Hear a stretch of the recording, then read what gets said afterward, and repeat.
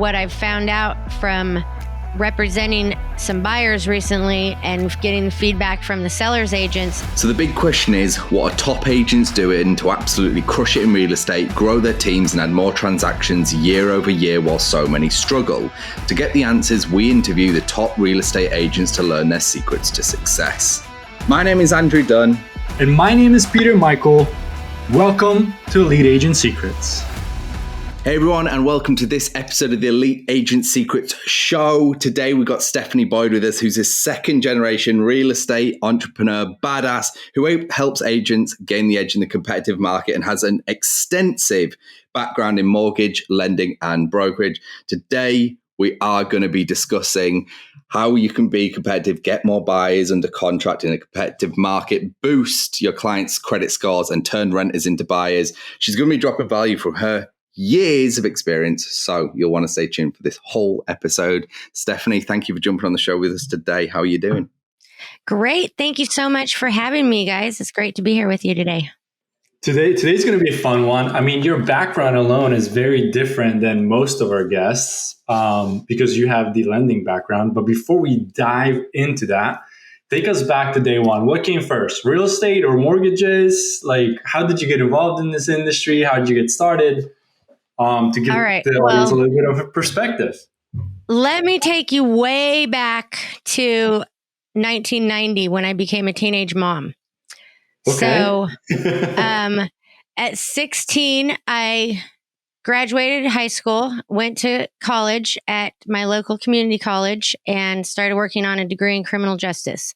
So my very first grown-up job was as a criminal investigator, and I was the youngest criminal investigator in Sacramento County at the age of 21. So when most of my peers were still in college, I was out investigating felonies. And I had 2 kids by then.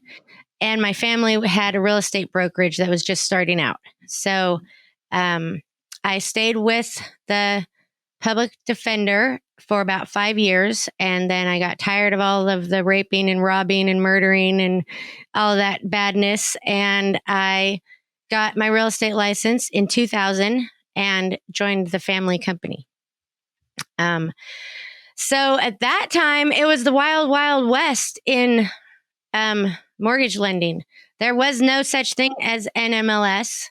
There was no Dodd-Frank. There was no financial collapse.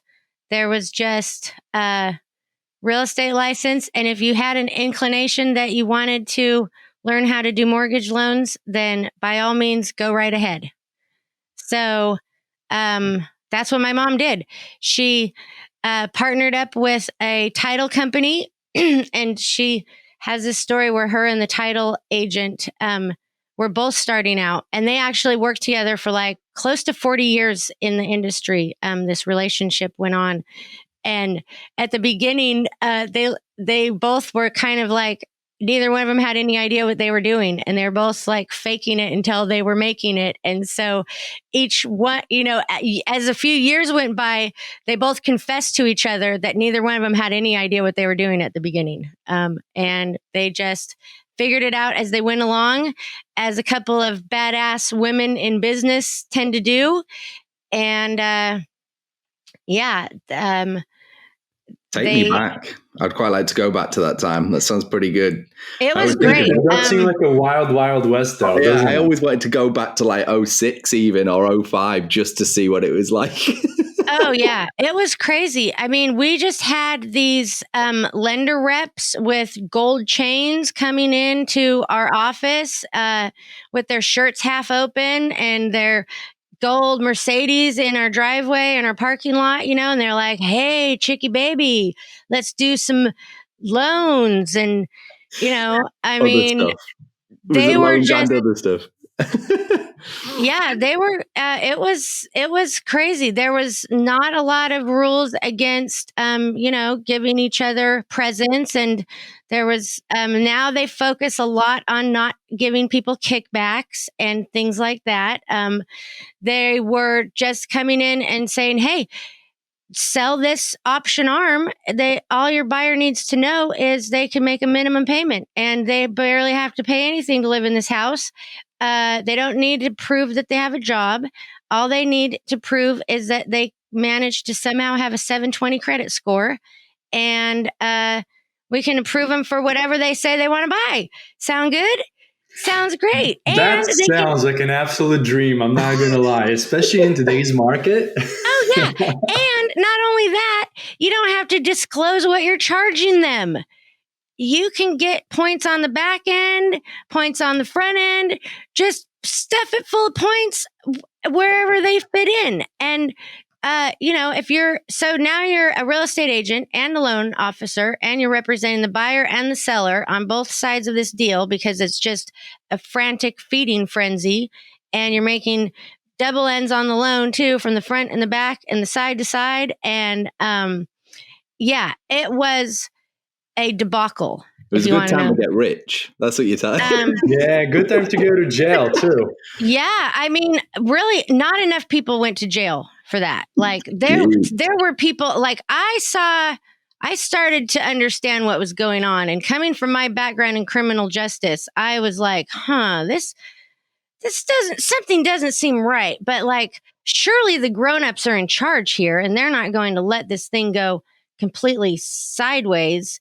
But what really made me step back from it was my marketing strategy has always been referral based. And so at that time, we were part of this marketing cult, I like to call them.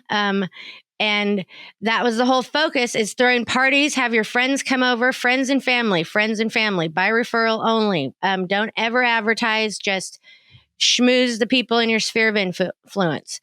And so when I started to see what was inevitable, I couldn't participate with my friends and family that way anymore in that market. So I eventually watched a lot of people lose all their investment properties. I mean, everybody had multiple houses, not everybody lost it all, but so many people did. And I mean, so many people lost their retirements over it, their teachers' pensions, and just whatever was invested into that garbage. Scary times, isn't it? Because it was just, there was the lenders, whatnot, and the agents making all the money. Everyone else was just ignorant to what the fuck was going on. The same thing in 08, right? It was like, yeah, you've got 17 houses because we'll give you them for free, basically. And they were like, this is great. And then it was, obviously, we know what happened in 08. Well, it was all of that which led up to what happened in 08, you know? And those products didn't come along at the beginning. They started coming along, maybe 03, 04, 05. They started getting looser and looser and like more and more creative. And if you watch The Big Short, that's a really interesting little breakdown, and it shows you exactly what they were doing. And it does tend to indicate that it was all premeditated. So, that's your start. That was how you got into this. Yeah. Really? Needless to say, I got my massage therapy license and went and relaxed for a few years after that. A number of people in our office completely ran away screaming, and we just went to massage school. And we thought that it would be nice to be relaxed instead of doing that other stuff. There was a huge exodus, wasn't there? Especially after 08 with the mortgage. They just literally bulldozed the whole industry. I know a few really big players. And they've been doing it for decades. And they were just like, dude, after 08, like they bulldozed the whole industry. The amount of frauds and just people who were just like out there, they all got eviscerated for the most part.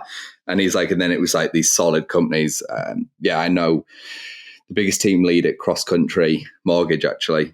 God, I think he's got 130 loan officers under him in his team. Massive guy. And been doing it for decades. And he was just saying the same thing. I was chatting to him, and it was just super interesting how the industry did change after that. And you were a part of that whole thing, as in like you saw it all happening, and then you saw the end and you saw the exodus. And now here we are today on this show, and you've kind of figured some stuff out along the way. I think it's fair to say. And I actually... You're the first person, which is interesting.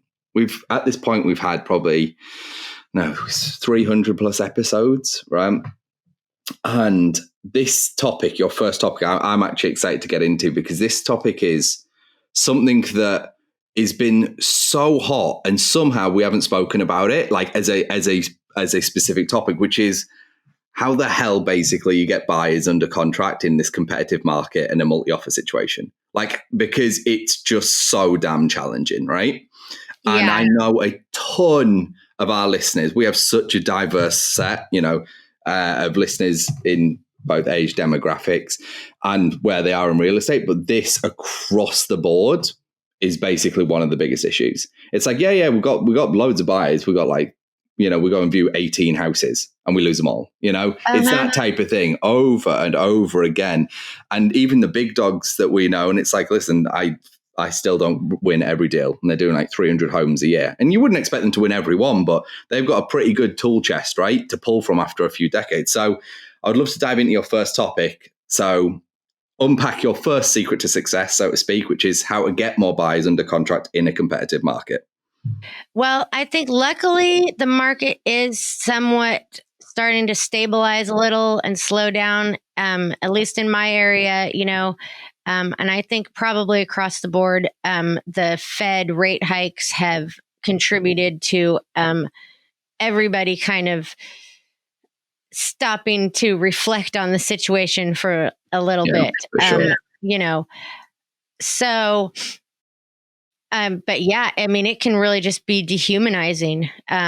I've seen a lot of buyers give up, and it's, watched them with the rates going up, getting priced out of the market too. So, luckily they're stabilizing a little bit. So some of the things that have helped, our buyers is having a fully underwritten loan approval from the very beginning. So, the new real estate offer forms in my state of California updated recently, where there's a little box on there and it says fully underwritten buyer or something to that effect. So having a lender that can get your file fully underwritten ahead of time really answers a lot of the questions that the sellers have as far as, is this loan going to fall apart, et cetera. And also doing that makes your loan close faster, so you can clamp down on those time periods. So if you can write an offer that, has a loan and it can close in 15 days instead of 30 days or 45 days, that's obviously going to be more attractive to a seller who would maybe be inclined to take a cash offer instead, which is going to have a shorter escrow period and less questions and problems. Unfortunately, we're still seeing a lot of cash offers, a lot of buyers coming in with, 50, 60, 70, 100,000 or more over the asking price. It's definitely, the past few weeks have been interesting as the Fed just kind of keeps pushing the envelope a little bit. It's definitely chilled out quite a bit over the past few weeks, I think. So I'm really hopeful that we're going to start seeing some more inventory, and that, these sellers are going to get a little reality check from the buyers. They're starting to see the property sitting there for a few more days, I was actually looking at some places in California, funnily enough, on it was on Zillow actually, and they've got like the little site map where it tells you like house prices and like the Zestimate, they call it, don't they? Right. And it was interesting looking at some of their properties where they're seeing home values according to Zillow what they think it should have been, like 30-35% under in some areas of Cali. Now, like there was this property that there was this one that I was specifically looking at. It was 1.4 is what they thought it should have been listed at. I think at the time it was listed at 960, and it still hadn't sold. Right. Mm-hmm. And yeah, it's definitely becoming the interest rates we discuss a fair amount. And it's the fact that basically the Fed have just had their thumb on it for a couple of years at least. And people have been enjoying such low interest rates, and now it's going up, and 7% still isn't that high, right? Like it's not like wild, but because it's been so low, that people have just been like, oh, that's a lot. And then now, like you said, it's gone from like a 15, 30 offer situation to maybe like a 5 offer situation, right? So we're seeing the same stuff. Yeah. And I mean, it's not the rates, it's the prices. That rate is fine. My first house, I had a rate of 7 3/4 in 1997. Yeah. And that was fine because my house cost $117,000. But, and there are houses for that price in the country, which is why California is seeing a mass exodus into places like Florida, Georgia, farther east, closer, Nevada. I mean, we've spread out. California has spread upwards to, past Seattle to northern Washington. We're just pushing with and then the pandemic with everyone working remotely and nobody really needing to tolerate these high prices if they didn't want to anymore. So yeah, when your rate's 7 1/4 or 7 3/4 and your house costs $800,000, that hurts a little more than it did when your house only cost $100,000. Was your house 100,000 in California?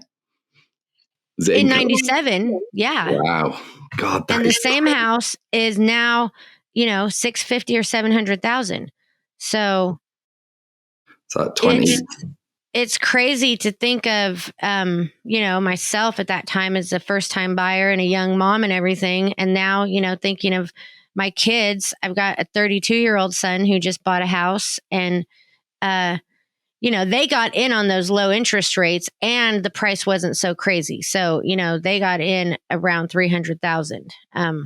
But a lot of young couples are getting into an $800,000 mortgage, and now they're going to have this 5, 6, 7% interest rate. And it was boggling my mind a few years ago when I realized that people were renting a 2-bedroom apartment in San Francisco for $4,500. And I mean, Jesus. Now, I don't know what the rent is in San Francisco in the worst neighborhood now this year. But it's when I lived in New York, I always remember this. I can't forget it. It was a house share, and this was 2015, 2016, 2017, around that time. It was a double bedroom ensuite, but it was a house share, so it was just literally a room, and it was $2,550 a month in New York, and I just so fucking much money, man. So much money to rent a room. Yeah. It's just no different. But to back onto the topic of how you are going ahead and winning multi-offer situations, because we've definitely got some strategies, but I'd love to hear yours. Well, I mean, a lot of time frames is what helps. Of course, having a giant pile of cash helps. Foot massages, back massages, full service, but I mean, a lot of it has to do with the relationships that you build over the years, really. It's not like a secret that I keep in my pocket, but it's just a relationship with, people in the industry, with your title companies, with your inspectors, so that you don't have to wait for a week for a home inspection. You've got a guy that can come out tomorrow and get your deposit back before those 3 days are up, while you do still maintain a little bit of an inspection period. A lot of people are waiving all the inspection periods, waiving the appraisal contingency, just waiving everything, timeframes, inspection, rent backs, and honestly, a lot of people are just coming in. There's conglomerates with cash, these corporations. I'm sure you've heard of this Blackwater and these other groups coming around and buying up all the inventory. A lot of, there's a lot of competition. So those are the things I've seen most successful as far as, just a real strong approval, knowing that the loan isn't going to be a problem. Gifts from mom and dad have come in handy, where people are able to pull together, $100,000 in cash so they can beat out some of those other offers, and the time frames, being very flexible with the buyers, sellers, giving them a rent back, I was going to say, one thing you said about relationships I wanted to touch on, just in case our listeners also missed it. When you said, with title lending companies, contractors, for home inspection and things. Also, are you talking about with the realtors on the other side, right? Like having solid relationships with them, because something we've seen as well, and I'm wondering if this is something you are leveraging. It sounds like you are, but I just want to kind of bring some light to it if that's the case, with regards like, hey, I've got a good standing in my market, and like being a good realtor and doing a good job consistently, I've leveraged that with other realtors so they know I can be trusted to get this deal over the line if they give it to me, even if my offer isn't quite as good as the next. Is that things that you're leveraging too? Definitely. And it has a lot to do with networking and just being out in the community with, your fellow realtors and going to the meetings and, making the effort to be out there and, being a good, positive example. So, if you've got 5 offers and one of the agents was not that pleasant to deal with last time, you might want to go with one that you've had good experiences with. So they didn't for give you a sure. foot massage. That was what it was. It was like, they were great. Perfect offer, no foot massage. Exactly. Sometimes you just have to go the extra mile and give that foot massage, even when you don't want to. I love it. We'll add that to our roster, Peter. It's like, listen, foot massage, tick. That's my biggest secret that I learned from the contract. Oh, sorry. What's that? So we're going to add that under the additional terms in the contract. Yeah, for sure. And that's what you'll get when you work with someone who is a former licensed massage therapist. There you go. You'll get a qualified foot massage along with that escrow. I find it interesting because, we've had this kind of come up a few times, and we've been obviously dealing with this as well, multiple offers and trying to win. Like in our market, it seems like if you're an FHA buyer, you're going to struggle. Doesn't matter what you waive, doesn't matter what you say, it doesn't matter what the reason is. And we have, full blown out loan commitments / approvals when we come to the table. Otherwise, we're wasting our time, we're wasting our buyer's time, we're wasting everybody's time, right? If we're not prepared, if we don't do the due diligence before. Definitely. How do you deal with, waiving of the inspections? How do you deal with some of those things? Because I know those are a little bit gray areas where I would never recommend my client waive the inspection, but I do tell them all the possible ways that we can make our strong offers. Well, I resisted it for quite a while. Let me tell you, the waiving of the inspections, time periods, contingencies. So I would very much hesitate as well. But what I've found out from representing some buyers recently and getting feedback from the sellers agents and who was beating us out, the buyers beating us out waived all the contingencies, and they came in 40, 50, 70, 80,000 over the asking price.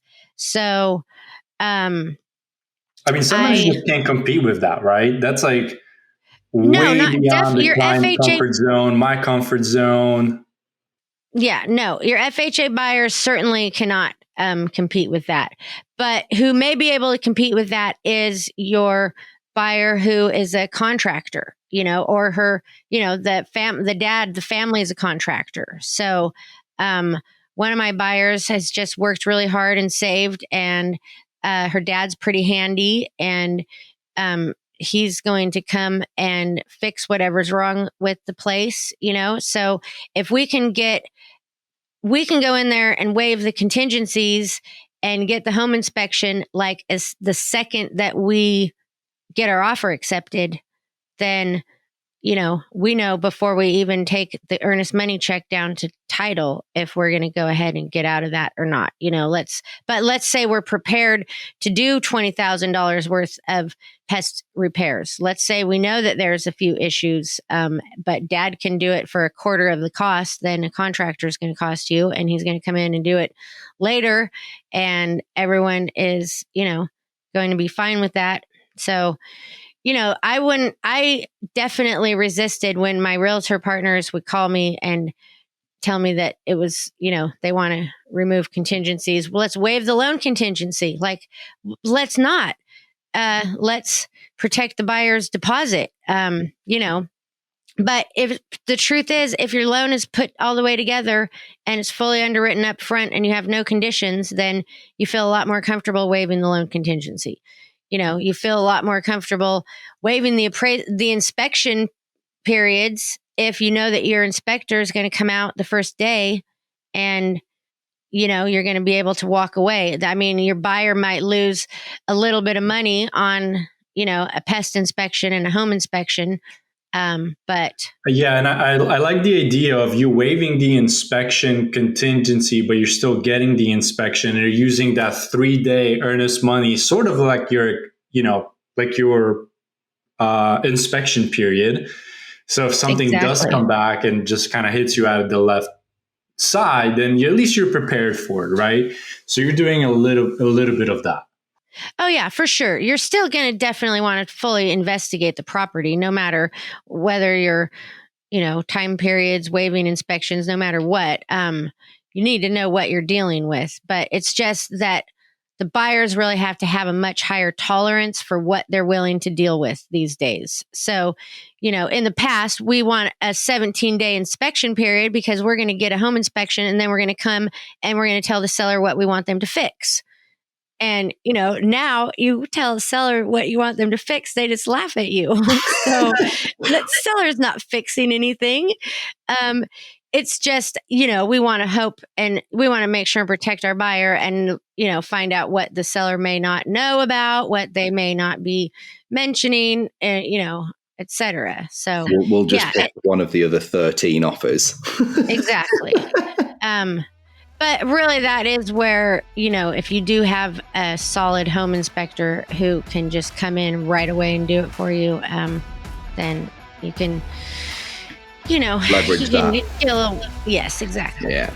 Oh, and by the way, if you're interested in gaining access to our courses and coaching 100% free, then head over to go.eliteagentsecrets.com.